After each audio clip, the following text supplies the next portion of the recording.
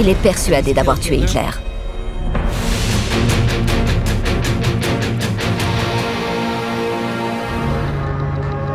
Cinq jours après la tentative avortée, Klaus von Stauffenberg est invité à assister à une nouvelle réunion avec le Führer. Alors qu'il est dans la résidence d'Hitler, au Wolfschanze, il transporte dans sa mallette des explosifs et des charges.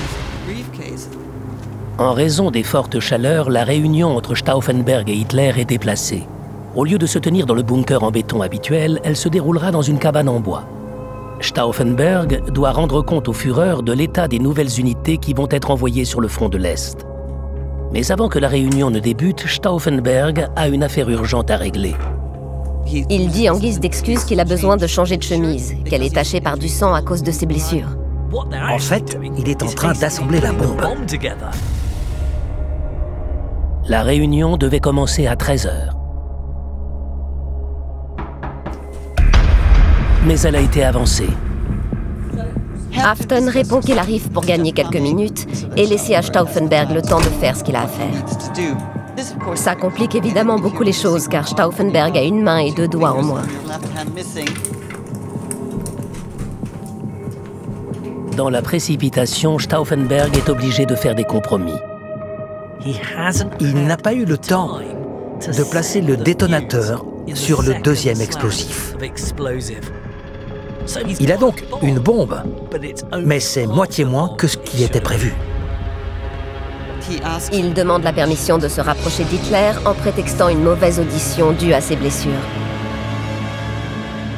Il en profite pour poser sa mallette le plus près possible du Führer.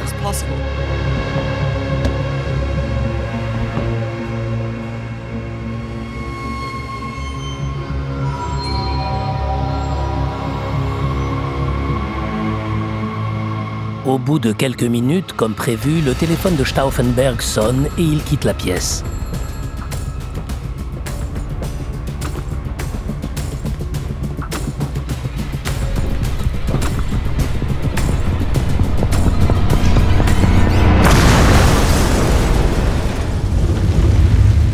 Il entend l'explosion et voit la fenêtre éclater. À cet instant, il est persuadé d'avoir tué Hitler.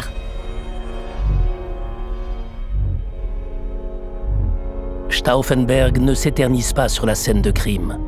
Il se précipite à Berlin pour mener un coup d'État soutenu par l'armée de remplacement et renverser le régime nazi.